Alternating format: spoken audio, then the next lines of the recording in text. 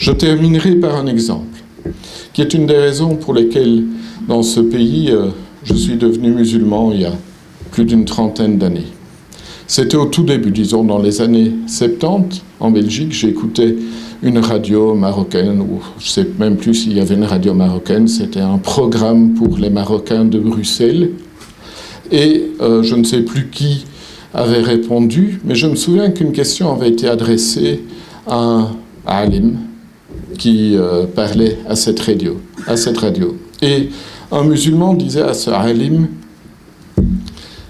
nous ne pouvons pas manger le pain des boulangeries belges.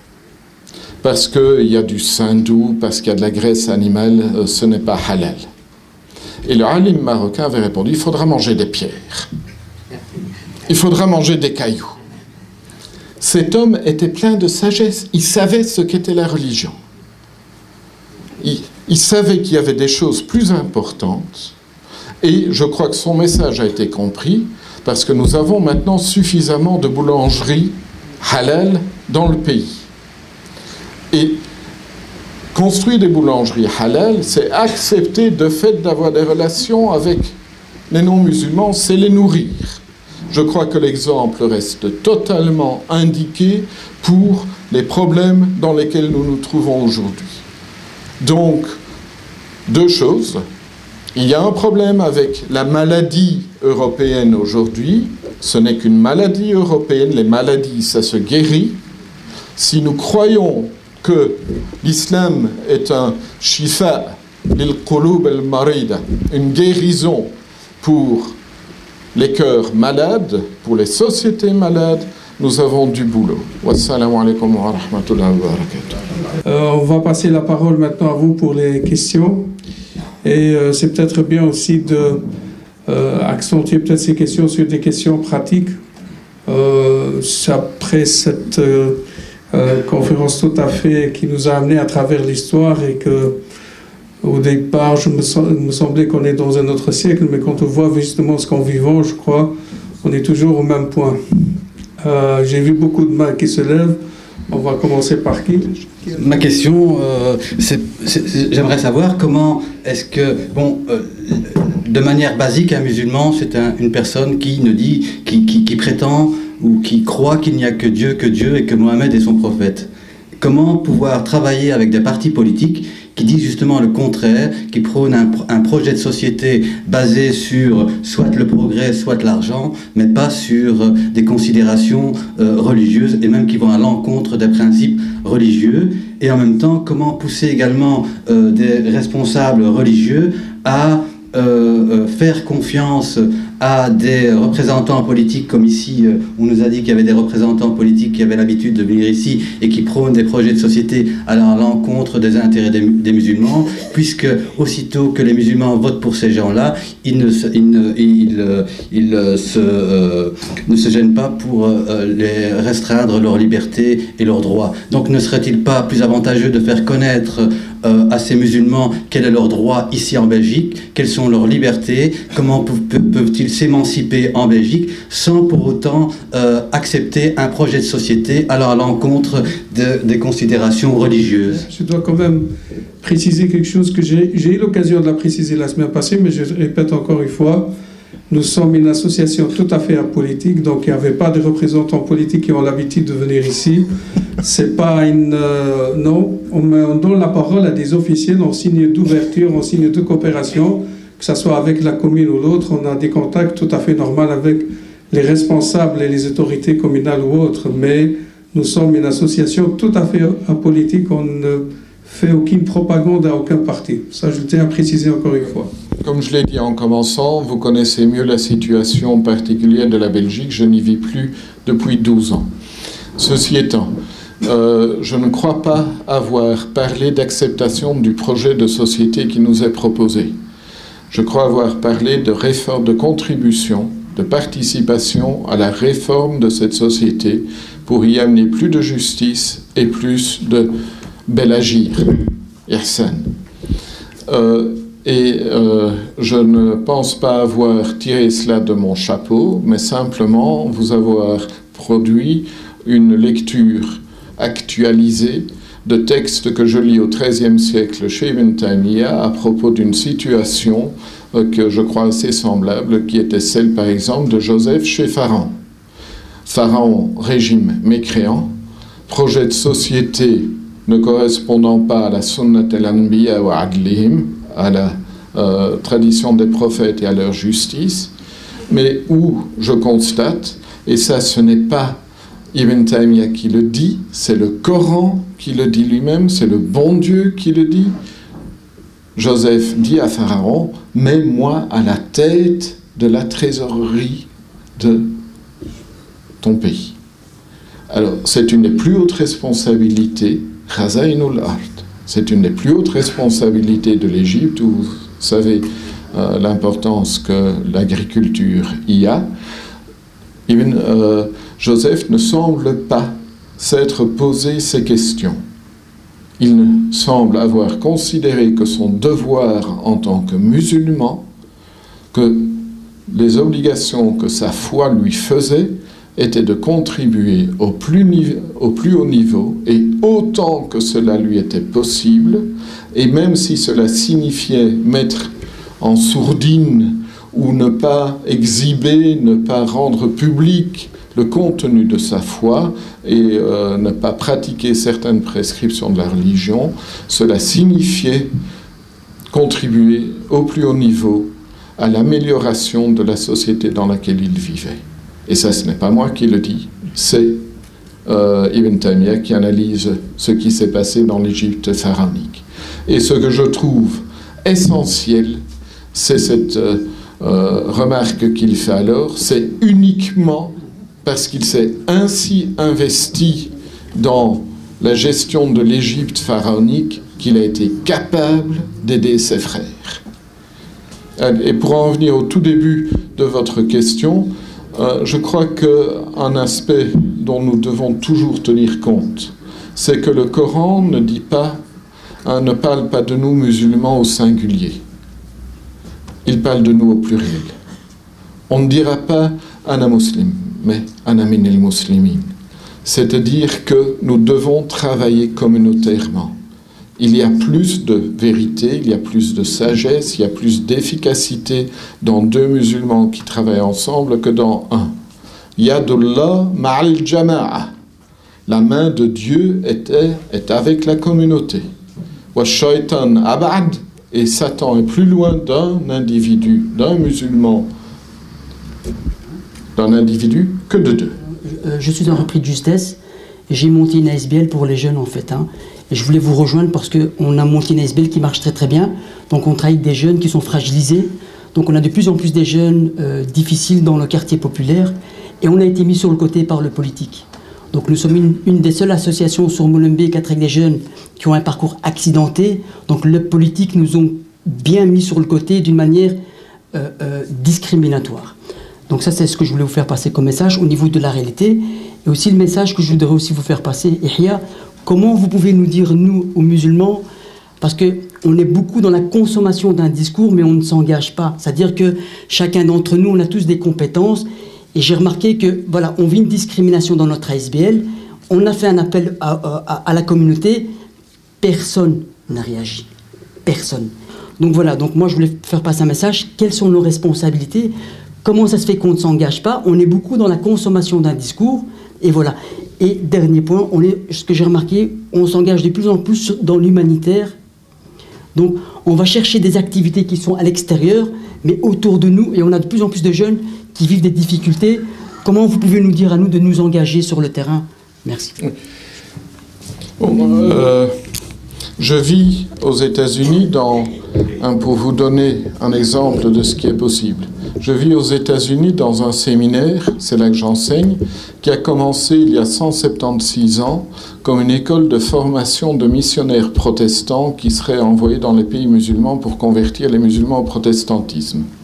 Il y a une trentaine d'années, ils ont remarqué que ça n'avait pas très bien marché, que l'investissement ne valait pas la peine, et donc ils ont totalement changé, ils ont invité des musulmans dans leur conseil d'administration, ils ont nommé des profs musulmans, et maintenant nous avons la moitié de nos étudiants qui sont musulmans, et nous formons non seulement les aumôniers chrétiens des prisons américaines, mais nous sommes la seule école reconnue par les autorités américaines pour former les aumôniers de l'armée, les aumôniers musulmans de l'armée américaine, des prisons américaines, des universités et des hôpitaux.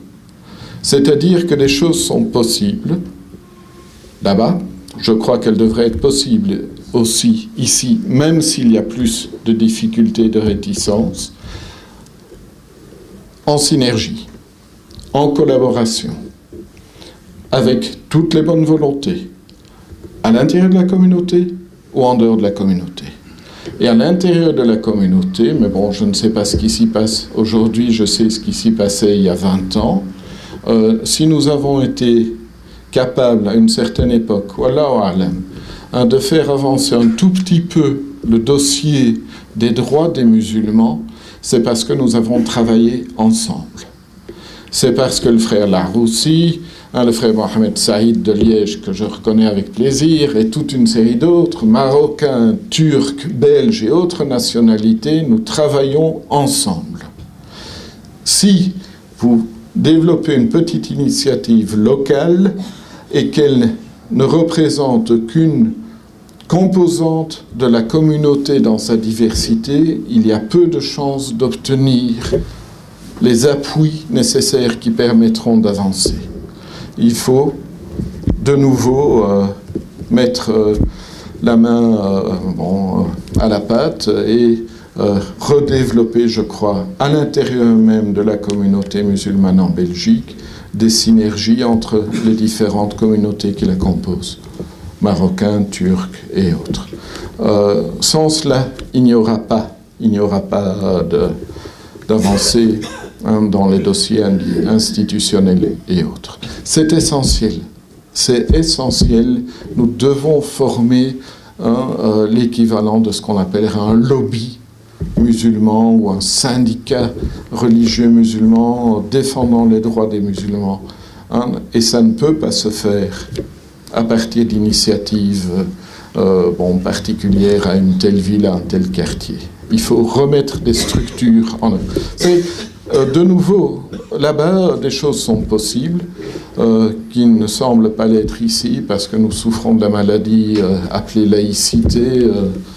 Quand il y a le virus à Paris, il y a la contagion ici en Belgique.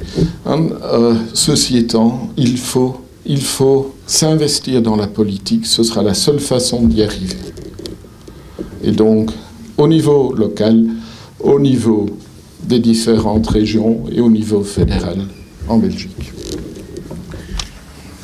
Une question qui a peut-être son côté juridique, mais en restant dans la limite de la conférence, donc les sœurs vous posent la question et ta position personnelle par rapport à les sœurs qu'on interdise, qu'on ne leur permette pas de mettre le voile dans les lieux publics, c'est-à-dire dans les lieux de travail, dans les institutions publiques. Donc, quelle est ta position personnelle par rapport à ça? Est-ce que les sœurs doivent accepter cela ou bien elles doivent faire une autre mesure? Je ne suis pas moufti. 1. 2. Je crois en la responsabilité individuelle. Parce que c'est en tant qu'individu, alors même que nous sommes musulmans ensemble ici-bas, c'est en tant qu'individu musulman que nous rencontrerons le bon Dieu lors du jour du jugement. Et je ne sais pas quelle est l'intention d'une sœur qui a des responsabilités dans le milieu du travail. Je ne sais pas ce qu'il y a entre elle et son Créateur dans son cœur. Mais je sais qu'elle a le droit de faire du tadabbur. C'est ce que le Coran lui demande. Elle n'est obligée de faire du taqlid, d'imiter, de suivre personne. Et elle peut elle-même juger de ce qui est le plus important dans le travail qu'elle fait.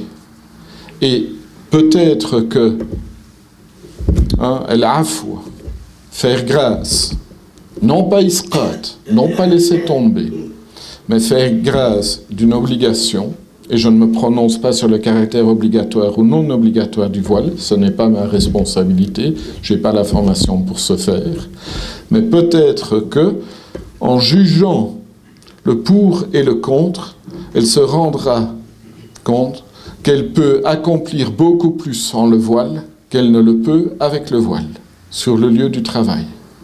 Et elle peut manifester sa religion de toute une série d'autres façons. Mais ce n'est pas à moi de prendre la décision. En tant que citoyen de ce pays, je suis pour la liberté de porter le voile ou de ne pas le porter. Ça, c'est une position citoyenne. En tant que, lisant certains textes religieux, je demande aux sœurs de faire du tadabour et d'être aqila, d'être intelligente. Et l'aql, c'est par là que j'ai commencé, ce n'est pas tamyiz al-shar min al-khair, ce n'est pas simplement distinguer le bien du mal, c'est être capable de peser le pour et le contre et de voir le meilleur de deux biens et le pire de deux maux, en toutes circonstances, avec une pureté d'intention. Les textes que j'ai traduits d'Ibn Taymiyyah, vous pouvez les lire sur, si ça vous intéresse, sur le site web muslimphilosophy.com, qui est un site américain, mais les textes sont traduits en français. Celui que j'ai cité aujourd'hui, il sera bientôt. Et il va très loin.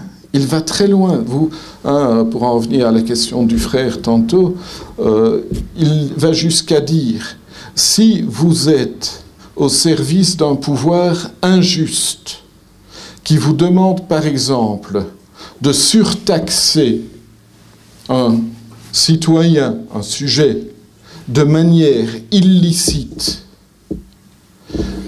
mais vous savez que si vous n'obtenez pas cet argent de ce citoyen sera condamné à une peine pire que le fait de devoir payer cette taxe, vous pouvez collaborer avec ce pouvoir injuste, vous devez collaborer avec ce pouvoir injuste pour éviter à ce citoyen musulman ou autre le pire des deux maux dont il court le risque.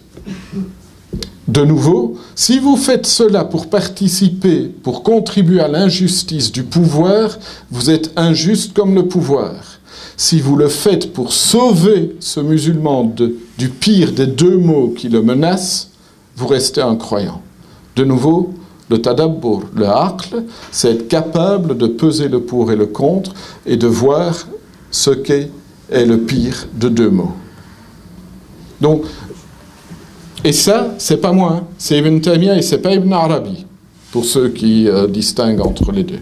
À propos du voile, je crois, ça fait des années que je l'ai dit, je l'ai écrit, je l'ai publié. Il n'est pas juste que sur le front de la visualisation de l'islam dans la sphère publique, le travail soit laissé aux sœurs uniquement.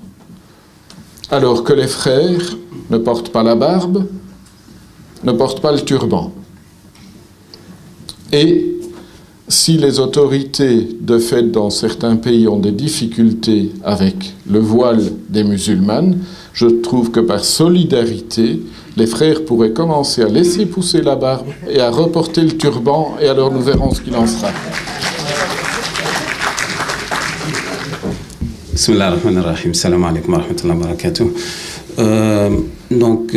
Concernant justement les exemples que vous avez évoqués, donc, qui proviennent de Cheikh Ibn Taymiyyah, est-ce que ces exemples ne risquent pas de poser un problème, notamment au niveau de notre communauté, et que certains pensent que il y a des exemples concrets qui pourraient inciter au défaitisme, donc au fait que c'est irtikab akhafu dararain, donc on peut accepter le moindre mal, donc pour dire que voilà, on ne sait pas agir, donc on peut accepter tout ce qui vient donc de l'autre côté.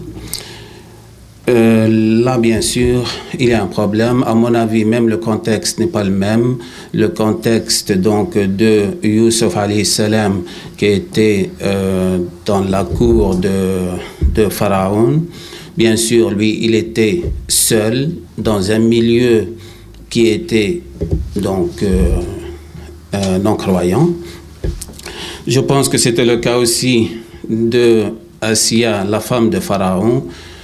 Qu'en dire lorsque nous voyons, selon certains sondages ici, à propos de la religiosité des Belges, donc, qui a été fait ici à Bruxelles, et que, selon ce sondage, le tiers des Bruxellois se déclarent musulmans, et malgré tout, donc, leurs droits qui sont normalement garantis par la Constitution sont bafoués et ne rien faire, ne pas agir. Bien sûr, on peut agir donc tout à fait dans la légalité. Je suis tout à fait d'accord avec le professeur Michaud lorsqu'il dit qu'il faut s'investir dans le politique parce que c'est le politique effectivement qui confectionne les lois. Mais le fait uniquement d'évoquer ces exemples donc, qui incitent à accepter certaines choses, certaines prescriptions donc, des autorités qui ne coïncident pas avec nos principes et nos valeurs, là bien sûr c'est discutable. Assalamu alaikum. Je n'ai pas dit que nous renoncerions. Je n'ai pas dit que nous ferions tomber. J'ai parlé de afou, ce n'est pas la même chose que l'isqat. Ce n'est pas la même chose que le tahlil. Et je l'ai accompagné de la nécessité d'un combat citoyen pour que tous les droits que nous avons constitutionnellement et autres nous soient effectivement octroyés et non pas de manière fictive. Ceci étant, il faut une stratégie. Et je ne crois pas que dans la situation actuelle, nous puissions seuls, et uniquement en nous réfugiant dans une sorte de purisme et d'absolutisme religieux, arriver à faire avancer les dossiers. Mais c'est exactement parce que nous avons notre qibla et qu'elle ne change pas que nous pouvons, par rapport au reste de la circonférence, parfois nous en éloigner un petit peu, parce que nous savons toujours vers où nous reviendrons. Et il faut de la hikmah, il faut de la stratégie. Il faut que nous nous investissions. Combien d'entre nous, en 20 ou 30 ans, se sont de fait investis avec une pureté d'intention, non pas pour ramasser des voix et profiter du pouvoir qui leur est donné, mais se sont investis dans les lieux, dans les sphères où les décisions se prennent, pour que de fait, l'adl ou l'ihsan règne plus dans la communauté et dans la société belge. Nous ne pouvons pas simplement nous replier, nous devons aller de l'avant, le faire ensemble, et je ne crois pas qu'il s'agisse là de défaitisme ou d'acceptation, de renonciation à l'un ou l'autre, à n'importe lequel de nos principes. Mais nos principes nous font un devoir de contribuer à l'amélioration de la société dans laquelle nous vivons. Et là, je ne vais pas me répéter, bien entendu, la question sera où nous arrêtons-nous ? Où nous arrêtons-nous ? Si nous collaborons et que les choses s'enveniment, et il est toujours possible qu'elles s'enveniment en Europe, où arrêterons-nous de collaborer ou de, j'aime pas le mot, mais de contribuer à plus de justice et de bel agir dans cette société. Où nous arrêterons-nous ? Là, il faut que non seulement chacun individuellement, mais que tous ensemble, collectivement, que ceux qui parmi nous ont une certaine autorité prennent ensemble les décisions qui s'imposent. Je crois que nous sommes encore loin, très loin, de situations catastrophiques. Les choses vont... On doit quand même être vigilant, d'accord, mais les choses ne sont pas désespérées. Peut-être que nous avons commis une erreur. C'est de trop miser sur le politique et pas assez sur l'économique. Au niveau local, belge, comme au niveau international, en tant que communauté. L'islam politique, l'islamisme au XXe siècle, ne semble pas avoir mené loin. Alors que ce que je vois dans le Coran, dans la Sunna, dans les traités de fiqh, c'est qu'il y a en fait beaucoup plus sur l'économie que sur la politique. Et l'économie, nous l'avons laissée à d'autres. Alors qu'en tant que musulmans internationalement, nous avons des ressources énormes que les autres communautés n'ont pas, nous n'en avons rien fait. Et donc, on peut penser que construire une base économique, une véritable qaïda iqtisadiyya à tous les niveaux, soit une des conditions du succès musulman. Un des textes que j'ai mis sur Internet d'Ibn Taymiyyah est, je crois que c'est le numéro 2, parle de l'amour de l'argent. L'amour de l'argent et de ce qu'il permet d'obtenir fait partie de la religion. Je crois que c'est Ibn al-Musayyab qui disait « Il n'y a rien de bon dans quelqu'un qui n'aime pas l'argent. Parce que s'il n'aime pas l'argent, il ne sera pas capable d'être autonome, il ne sera pas capable de mettre de l'argent au service de Dieu et de la communauté, il dépendra des autres et il n'arrivera à rien. Il y a une éthique musulmane des affaires que Weber aurait mieux fait de connaître lorsqu'il a écrit à propos du protestantisme et du capitalisme, et il aurait vu que, de fait, nous avons ce genre de perspective en islam aussi. Le problème, c'est que l'économie semble avoir été mise entre parenthèses. Il n'y a pas d'islamisme économique, alors qu'il y a beaucoup plus dans l'islam classique, les textes fondateurs concernant l'économie que la politique. El-Kasib Habibullah, celui qui gagne du pognon, celui qui fait des affaires est le bien-aimé de Dieu. Vous trouvez ça en grand au-dessus de l'entrée principale du bazar d'Istanbul. Les Turcs avaient compris. Bonjour. D'abord, merci beaucoup pour cette conférence. Je vais schématiser un peu ce que vous avez dit pour aller vite, mais donc, selon la logique, l'idée c'est un peu collaborons et après le progrès fera qu'il y aura une sorte de triomphe de l'islam. De l'intérieur, ça ne me pose pas trop de problème parce que je mets un sens à ces mots, mais ce qui me chagrine un petit peu, c'est que ça apporte de l'eau au moulin de certains de mes interlocuteurs qui me disent oui, mais au fond, je comprends l'interdiction du voile, je comprends l'interdiction des minarets, et qui avancent souvent l'argument de l'islamisation de la société. Et je me dis, mais au fond, est-ce qu'il ne faut pas viser davantage une cohabitation harmonieuse plutôt que de viser une islamisation, un triomphe entre guillemets de l'islam, même si forcément de l'intérieur ça fait sens et on peut le souhaiter, mais voilà. Salam alaikum. Je vous demande de diriger, vous avez dit qu'on devait diriger vers la politique, les musulmans ici en Belgique, et que les musulmans des autres pays, pays natals, Maroc, Turquie, Égypte, Syrie, tout ça, ils ont dirigé vers la politique, ils les ont tous perdus. Et puis les gens qui vont diriger vers la politique, peut-être qu'ils vont perdre beaucoup de choses dans le tawhid, et ils vont rentrer dans la haram, et ils vont prendre beaucoup de choses. Ils devaient sacrifier beaucoup de choses. Qu'est-ce que vous en dites? Celle-là, vous avez le hadith, c'est un hadith sahih, qui dit qu'un jour viendra où les gens ne sauront plus rien de l'islam. Plus rien. Tout au plus se souviendront-ils que leurs ancêtres disaient la ilaha illallah. Et un compagnon du prophète salam leur a dit ça ne leur servira à rien. Et 3 fois, le prophète a répondu cela les sauvera du feu, cela les sauvera du feu, cela les sauvera du feu.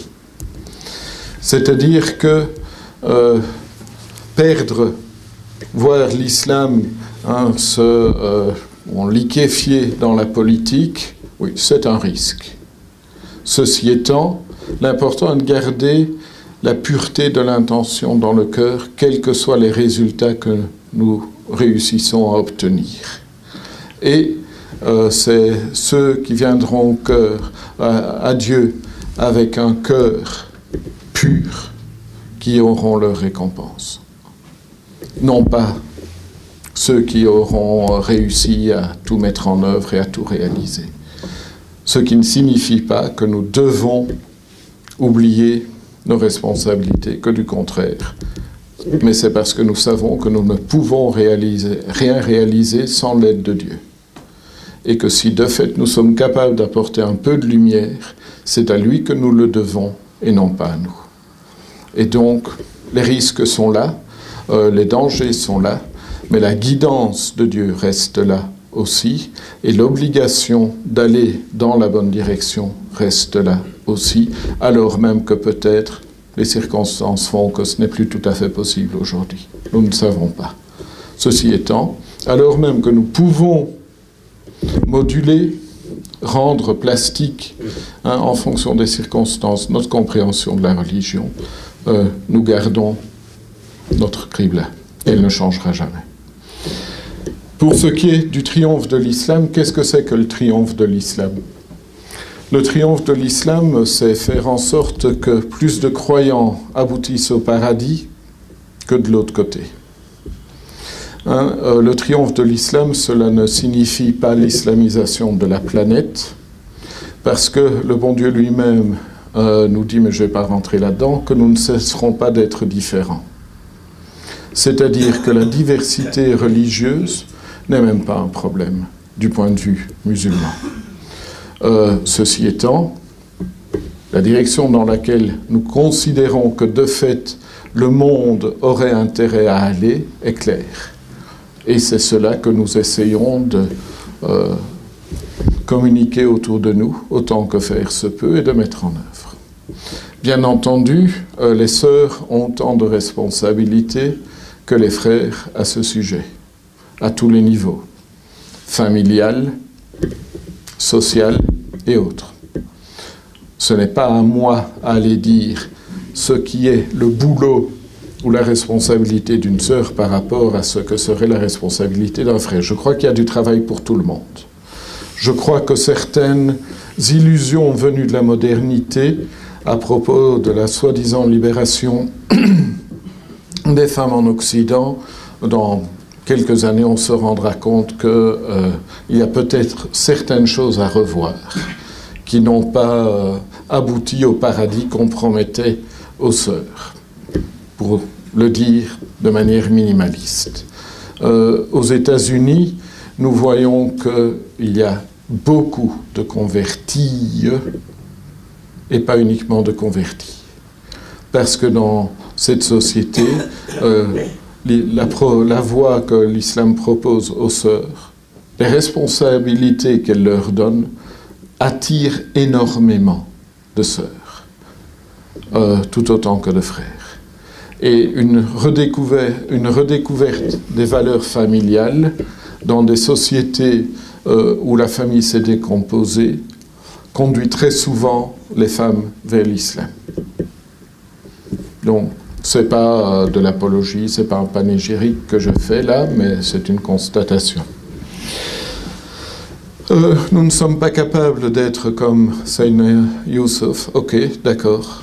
Mais lui était seul, nous sommes combien de millions, combien plus qu'1 milliard sur cette planète, je n'ai pas compté, et que faisons-nous ensemble? Que ce soit au niveau planétaire, que ce soit au niveau européen, que ce soit au niveau belge, que ce soit au niveau local. Tant que nous ne réussissons pas à nous mettre d'accord entre nous, de fait, on ne pourra pas avancer. Ceci étant, vous savez, et de nouveau c'est un hadith tout à fait sahih dont il faut se souvenir, il faut vivre avec. Le Nabi alayhi salam a demandé à Dieu de protéger sa communauté d'une destruction finale par la famine ou par la sécheresse. Et Dieu le lui a accordé. Il a aussi demandé à Dieu de protéger sa communauté de la domination de l'étranger. Et Dieu le lui a accordé.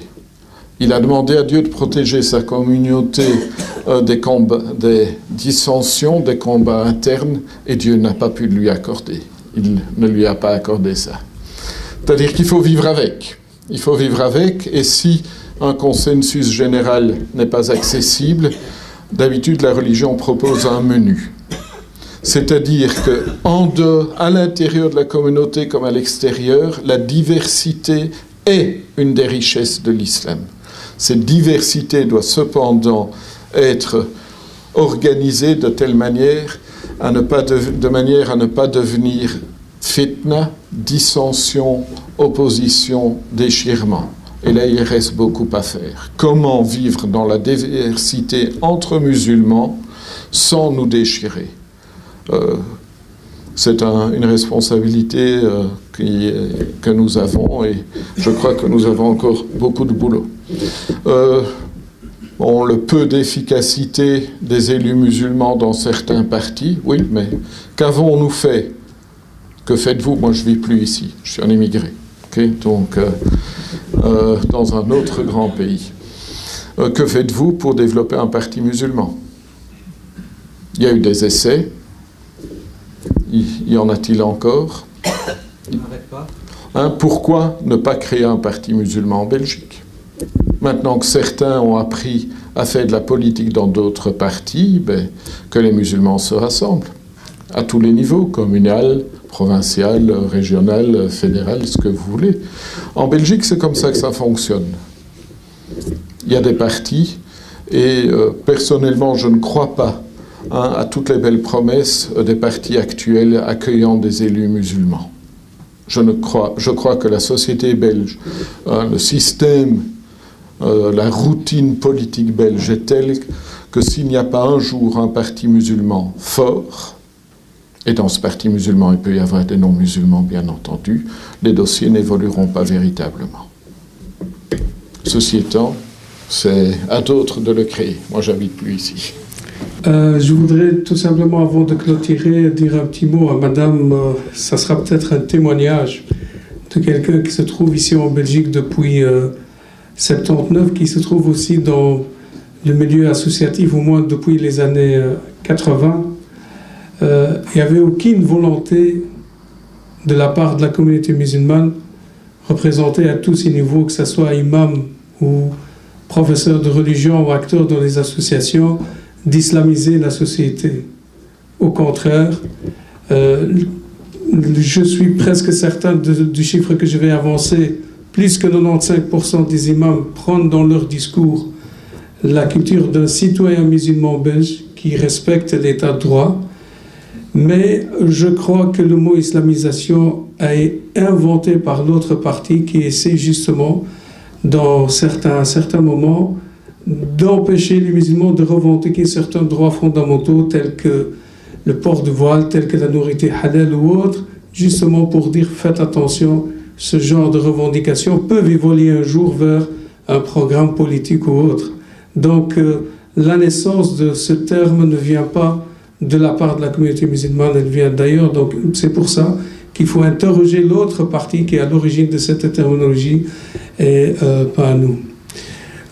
Quoique on n'a pas essayé de faire la politique dans cette association, mais aujourd'hui c'était une réflexion politique, tout simplement, et la réflexion n'est pas un programme en elle-même.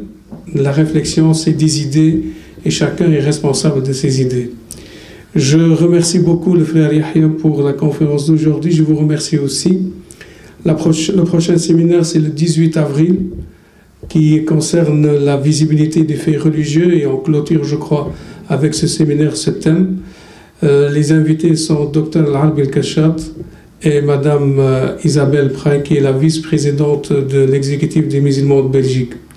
d'autres invités restent à confirmer. Si vous voulez être informé, il y a un papier qui circule, donc vous pouvez noter votre email et la convocation et l'information vous parviendra au moment utile. Je vous remercie beaucoup, je remercie les frères et les sœurs qui ont assisté à cette conférence. Je remercie encore le frère Yahya, on s'excuse pour l'avoir laissé debout pendant 1 heure. Ce n'est pas un bon signe d'accueillir quelqu'un qui est absent depuis 12 ans, mais les circonstances techniques nous ont amenés à faire cela.